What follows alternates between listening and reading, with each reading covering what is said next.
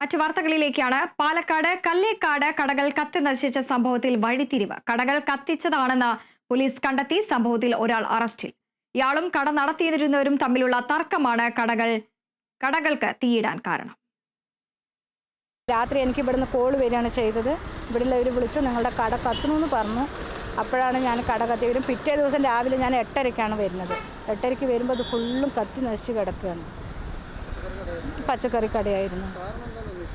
കാരണമൊന്നും എനിക്കറിയില്ല. ഞങ്ങൾ സ്റ്റേഷനിൽ പോയപ്പോൾ ഞാൻ വ്യക്തിവൈരാഗ്യം എൻ്റെ സ്ഥലം കയ്യേറിയത് കൊണ്ട് ഞാൻ കത്തിച്ചതാണെന്ന് പറഞ്ഞിട്ട് അവിടെ രാധാകൃഷ്ണൻ പറഞ്ഞ ആൾ എന്നെ പിടിച്ചു കൊണ്ടുപോയിട്ട് വെച്ചിട്ടുണ്ടായിരുന്നു. അങ്ങനെയാണ് ഞാൻ അറിയുന്നത്. പിന്നെ ഈ പേപ്പറിൽ കാണുന്ന ഇത് മാത്രമേ ഉള്ളൂ. അത്രയും ഇത് കത്തിക്കേണ്ട വ്യക്തിവൈരാഗ്യം ഞാൻ ആ രാധാകൃഷ്ണനായിട്ട് ഇല്ല. ഇത് കത്തിക്കേണ്ടതായിട്ടുള്ള വ്യക്തിവൈരാഗ്യം ഇല്ല. ഇതൊന്ന് ഒഴിവാക്കിത്താന്ന് പറഞ്ഞാൽ ഒഴിവാക്കി കൊടുക്കേണ്ട കാര്യങ്ങൾ മാത്രമേ ഇതിലുള്ളൂ. കടകൾ കത്തിയ സംഭവത്തിൽ പരിസരവാസിയായ വി രാധാകൃഷ്ണനാണ് അറസ്റ്റിലായത്. ശനിയാഴ്ച രാത്രി 10:30-യോടെയാണ് റോഡരികിലെ കടകൾ കത്തി നശിച്ചത്. തേനൂർ സ്വദേശികളായ ലക്ഷ്മണന്റെ ചായക്കടയും ഗിരിജയുടെ പച്ചക്കറിക്കടയുമാണ് പൂർണ്ണമായും കത്തിയമർന്നത്.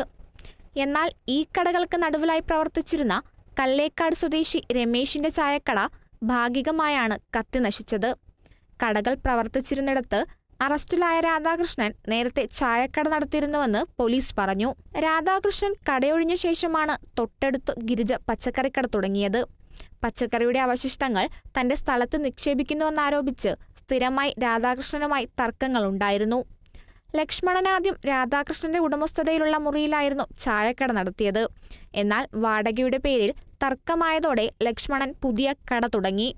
ഈ കാരണങ്ങളാണ് കടകൾക്ക് തീയിടാൻ രാധാകൃഷ്ണനെ പ്രേരിപ്പിച്ചത്. സംഭവ ദിവസം രാത്രി മദ്യലഹരിയിലായിരുന്ന രാധാകൃഷ്ണൻ കടകൾക്ക് തീ വെക്കുകയായിരുന്നു. തീ പടർന്നു പിടിച്ചതാണെങ്കിൽ 3 കടകളും ഒരുപോലെ കത്തിയമരും.